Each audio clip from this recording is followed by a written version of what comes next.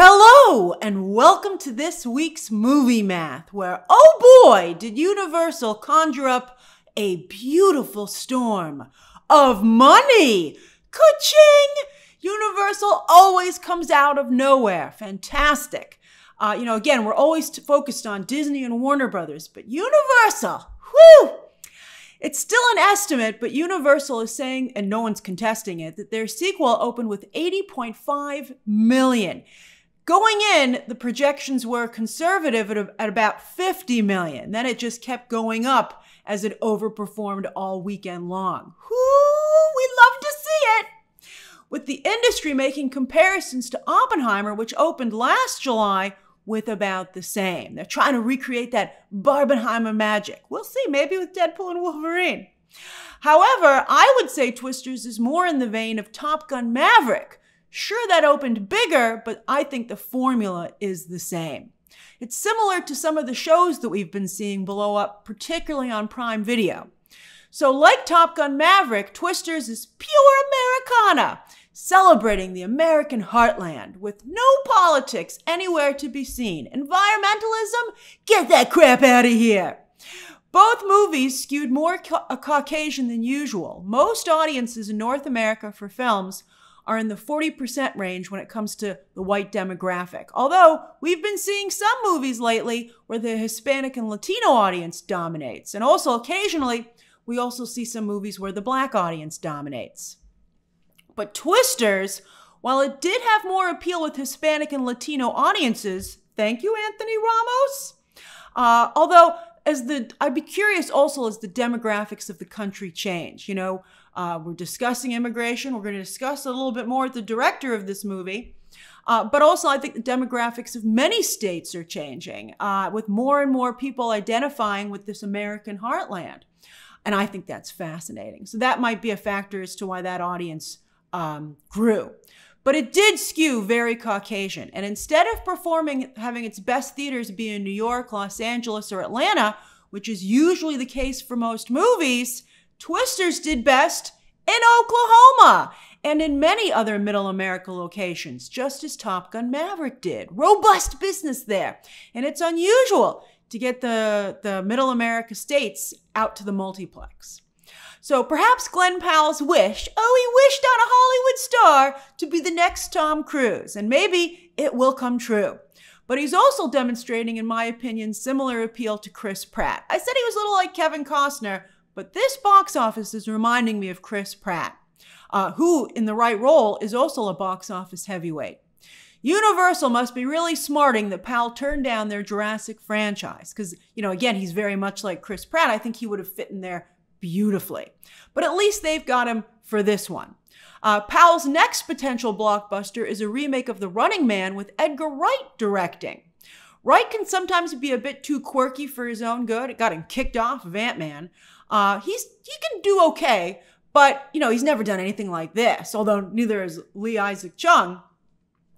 But I think that, Wright sometimes is not commercial enough, I guess you could say. But maybe Powell is the right actor to counter that. However, Powell's a little quirky himself, so you also have to be a little bit worried that they might encourage each other to play up their anti-commercial tendencies. It's like, hey guys, don't have too much fun filming this movie. You have to deliver a very good business film. Although, when you hear Powell talk, he really does have, he has a good grasp of the business of Hollywood. He wears it a little bit on his sleeve, a bit too much for talent. But, that's a quality that Tom Cruise has, and also, interestingly, Will Smith. Both associated with a certain group, interestingly enough. But anyway, all right, so we'll see what happens. But unlike Sydney Sweeney, Powell has now been able to follow up Anyone But You with not only another genuine hit, but an even bigger hit.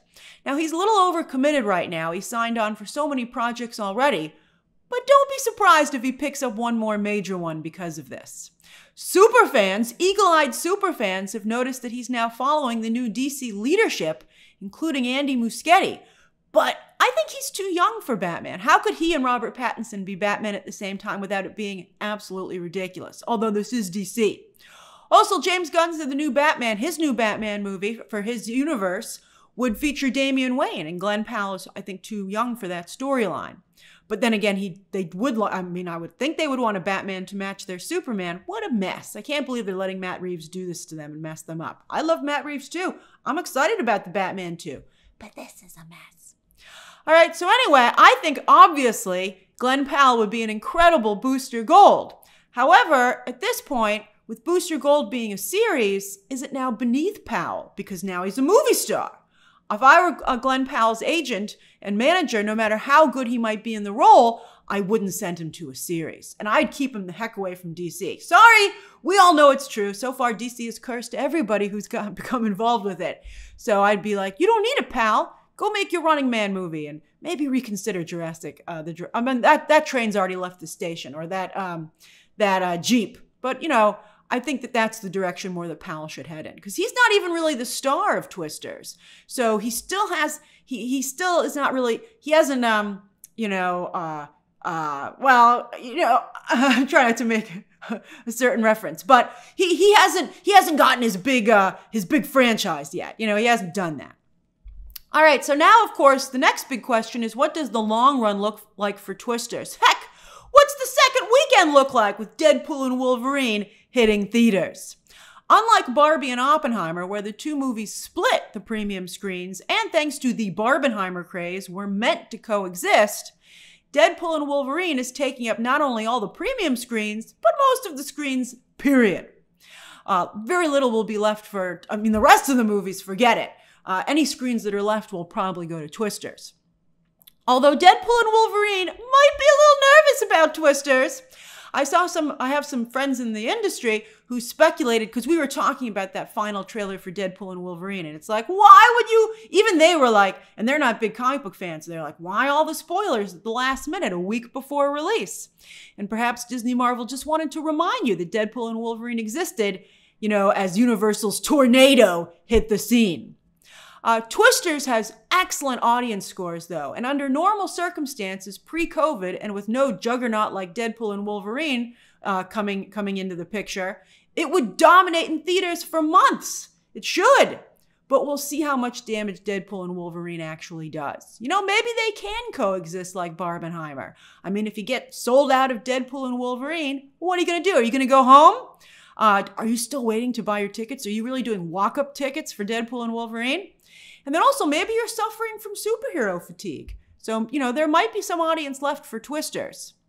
But just like in the movie also, we've got twins! That's the guy from Nope, by the way. I love him. I hope his career continues and he gets more attention, Brandon Perea. But one of these babies might die out, as there isn't enough box office atmosphere to sustain it.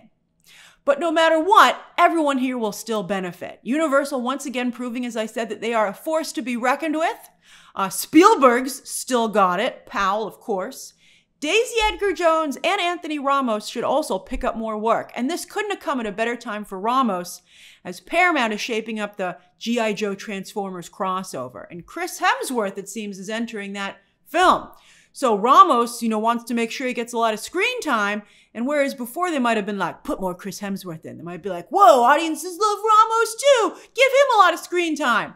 So it's as that picture comes together, this is just perfect timing for Ramos. It's also nice for Twister's supporting cast. A lot of up-and-coming talent here, including the new Superman. And it's very nice of them to have this big hit on their resumes, proving for sure that they are indeed up-and-coming talent. And of course, what a leap for Minari director Lee Isaac Chung, who cut his blockbuster teeth on episodes for Disney Plus with The Mandalorian, one episode, and also The Skeleton Crew, if it ever sees the light of day. But he directed one of those as well. It's also worth noting, as we continue to discuss immigration in this country, and once again the conversation heats up, that Chung's parents immigrated from South Korea to Colorado, where he was born, and he grew up in Arkansas. Minari is actually partially based on his own life experiences. And here he is, directing a red, white, and blue bona fide blockbuster, and getting it right, delighting audiences in the blue and the red states. That's really fantastic, and I think something to remember. All right, for the year to date, this puts Twisters as the third biggest opening of the year. Pretty much a photo finish, though, with Dune Part 2 and Godzilla x Kong. Dune got to a little over 700 million, while Godzilla x Kong got to a little under 600 million. So that's a pretty wide range there for Twisters, potentially. This weekend, globally, it debuted with around 123. But with such strong audience scores, it should almost certainly be one of the biggest movies of the year. Top Gun Maverick did open a little bit bigger, but that got to $1 billion, a similar formula as I pointed out. And Oppenheimer did open the same, and that got close to $1 billion. So who knows what's going to happen with Twisters? It's too early to tell. This Deadpool and Wolverine, it's really just too close. They're too close together for both movies. I hope it doesn't hurt both of them. We were worried about what Barbenheimer, both movies flourished. But they were very, very different. We'll see what happens here. Will Universal wait another almost 30 years to make a sequel to this film? I mean, I don't know. How many tornado movies can you do? I mean, I don't think it has quite the longevity as other franchises, but I think this shows that there's still a lot of interest in the disaster movie. Roland Emmerich both brought it up and then drove it into the ground, but I think everybody's like, anyone can make a disaster movie, and it can do quite well. And again, as I said, everyone associated with this film will also do very well.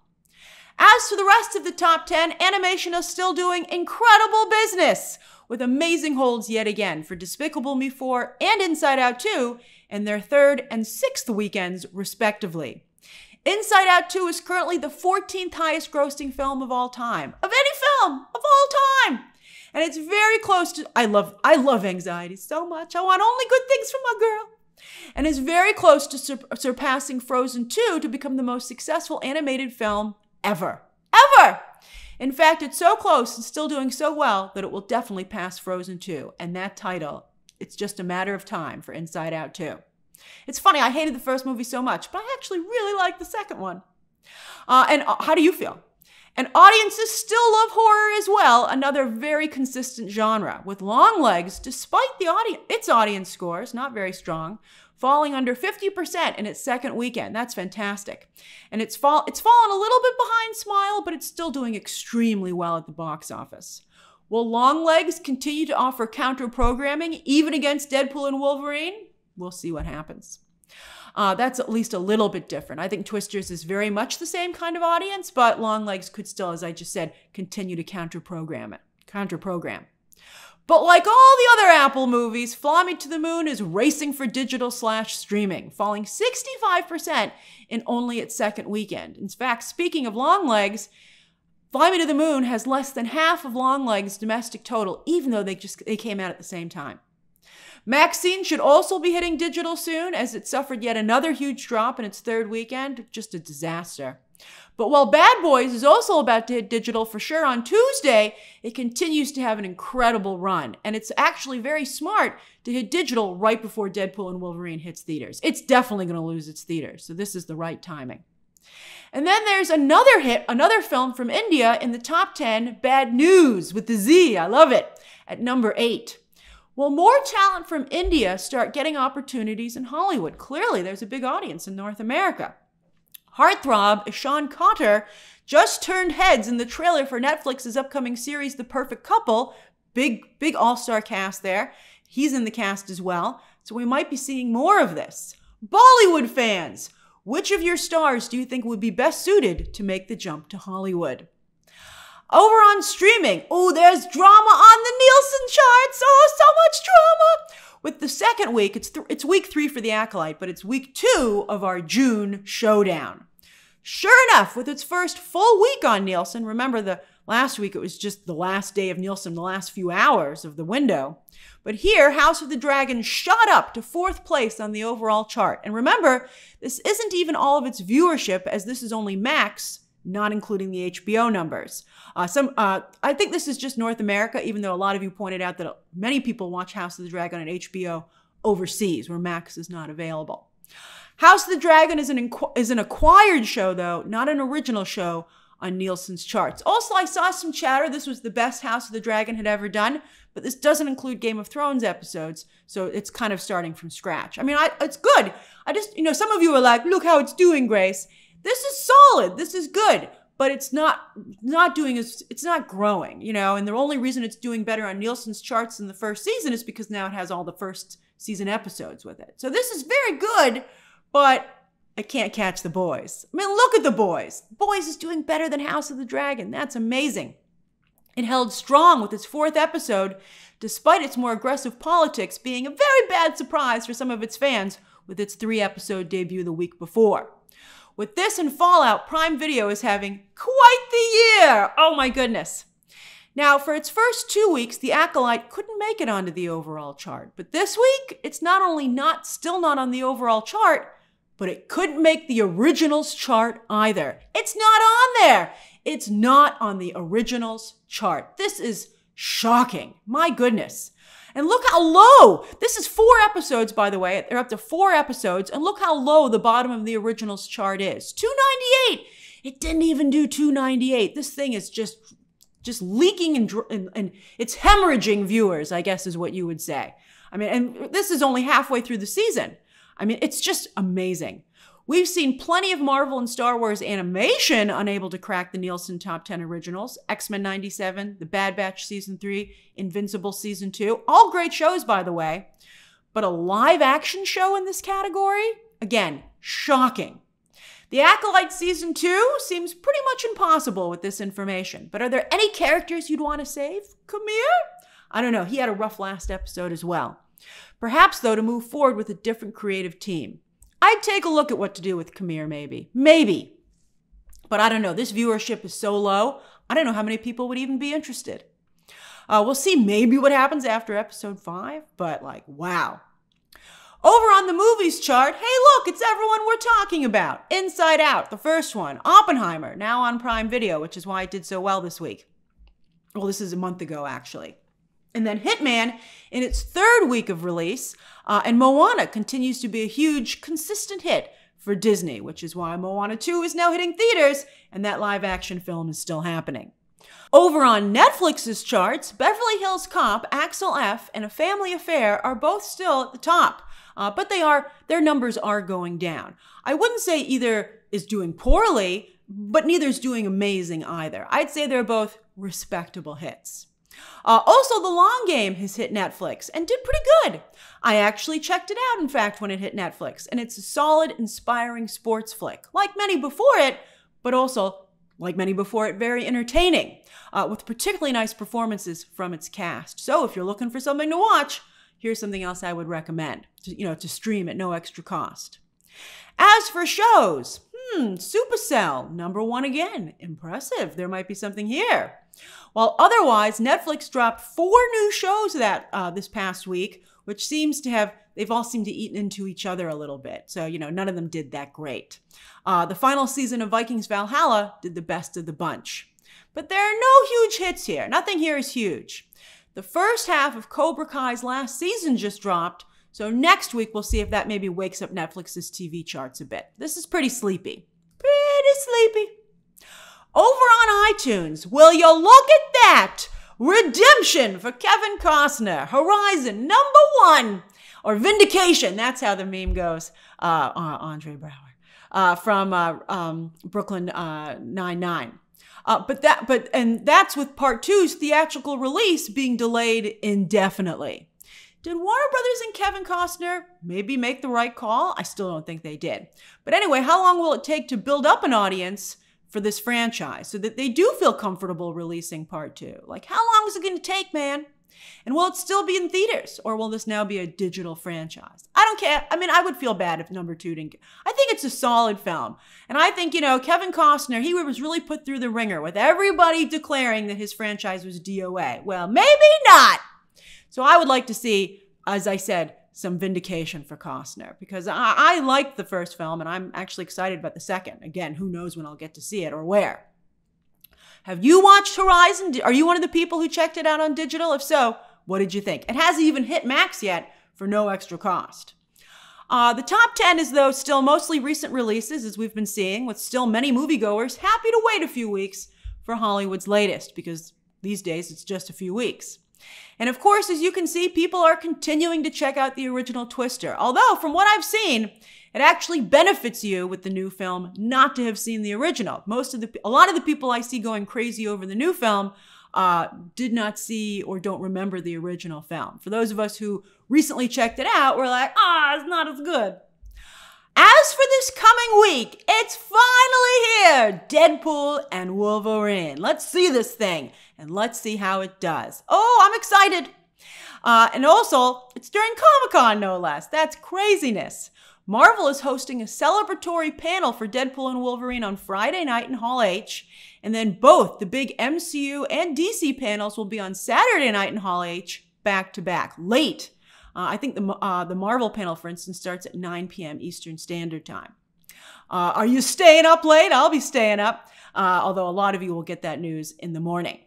I'm so weird. All right, so anyway, is anyone not seeing Deadpool? Because many of you said, what about your global fans? All right, is anyone not seeing Deadpool and Wolverine this coming weekend? Maybe they don't want to eat into Deadpool and Wolverine. Maybe that's what it is. But this movie has to just top 132.4 million. The first Deadpool's opening, by the way, to become the highest opening ever for an R-rated movie. And it's expected to easily be able to top that. Last prediction was around 160, with some people getting a little bit too excited and trying to say maybe it'll open with 200, but maybe it will. Let's see. But again, it just has to beat 132. On digital, again, Bad Boys 4 hits Tuesday, while with streaming movies, we've got a Cirque du Soleil documentary on Prime Video Thursday. And as for series, Apple TV has Time Bandits, the series, starting Wednesday. Why so little dropping otherwise? Is it just because of Deadpool and Wolverine and Comic-Con? Oh yeah, it's also the Olympics. What? It's crazy. Talk about a tornado, a perfect storm. This is huge. So the Olympics, the opening ceremony, also on Friday. It's not even on Wednesday or Thursday. Airing live at noon Eastern Standard Time and then repeating again in prime time on NBC. Peacock is also doing a highlight show with Kevin Hart and Kenan Thompson. And in fact, Deadpool and Wolverine will lose one IMAX showing on Friday as people will be able to buy tickets to see the opening ceremony there as well. Even Deadpool and Wolverine can't fight the Olympics. Are you going to see are you watching the opening ceremony, and will you maybe check it out on IMAX? And that's this week's movie math. What have you been watching? What do you plan to watch? What do you think of Twister's success? And do you think it'll get blown away by Deadpool and Wolverine? Or do we have maybe ourselves a new Barbenheimer? Just a little bit. We'll see. All right, share those thoughts down below. Subscribe today. And of course, as always, you can check out some more videos right now.